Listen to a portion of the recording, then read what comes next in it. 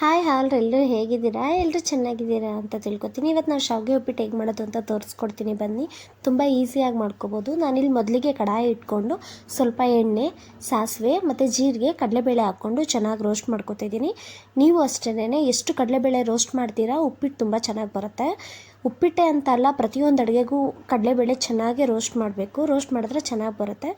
ಆಮೇಲೆ ನಾನು ಸ್ವಲ್ಪ ಹಸಿಮೆಣ್ಸಿನ್ಕಾಯಿ, ಈರುಳ್ಳಿ ಹಾಕೋತಿದ್ದೀನಿ. ಈರುಳ್ಳಿ ಹಸಿಮೆಣ್ಸಿನ್ಕಾಯಿ ಚೆನ್ನಾಗಿ ಬಾಡಿದ ನಂತರ ನಾನಿಲ್ಲೊಂದು 2 ಸ್ಪೂನಷ್ಟು ಈರುಳ್ಳಿ ಚೆನ್ನಾಗಿ ರೋಸ್ಟ್ ಆದಮೇಲೆ ನಾನಿಲ್ಲಿ ಸ್ವಲ್ಪ ಹುರುಳಿಕಾಯಿ ಹಚ್ಕೊಂಡಿದ್ದೀನಿ. ತೊಳೆದು ಹಚ್ಚಿರೋಂಥ ಹುರುಳಿಕಾಯಿ ಒಂದು 2 ಸ್ಪೂನಷ್ಟು ಹಾಕೋತಾ ಇದ್ದೀನಿ.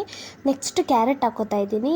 ಈರುಳ್ಳಿ ಕ್ಯಾರೆಟ್ ಹಾಕೋದ್ರಿಂದ ಶಾವಿಗೆ ಉಪ್ಪಿಟ್ಟು ಟೇಸ್ಟು ತುಂಬ ಚೆನ್ನಾಗಿ ಬರುತ್ತೆ. ಈರುಳ್ಳಿ ಜೊತೆಗೆ ಹುರುಳಿಕಾಯಿ ಮತ್ತು ಕ್ಯಾರೆಟು ಆಯಿಲಲ್ಲಿ ಚೆನ್ನಾಗಿ ಫ್ರೈ ಆಗಲಿ.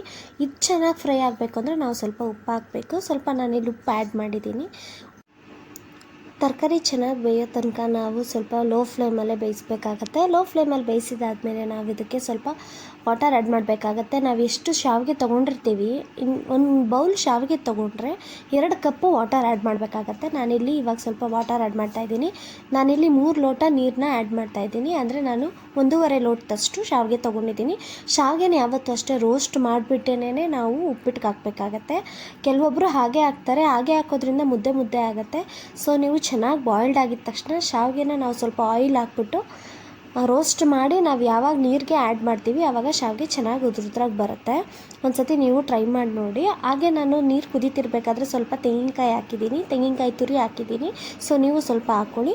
ಆಮೇಲೆ ಸ್ವಲ್ಪನೇ ಶಾವಿಗೆನ ನಾವು ವಾಟರಲ್ಲಿ ಹಾಕ್ಕೊಂಡು ಚೆನ್ನಾಗಿ ಕಲಿಸ್ಕೊಂಡು ಲೋ ಫ್ಲೇಮಲ್ಲಿ ಬೇಯಿಸಿದ್ರೆ ಶಾವಿಗೆ ಉಪ್ಪಿಟ್ಟು ರೆಡಿ ಆಗುತ್ತೆ.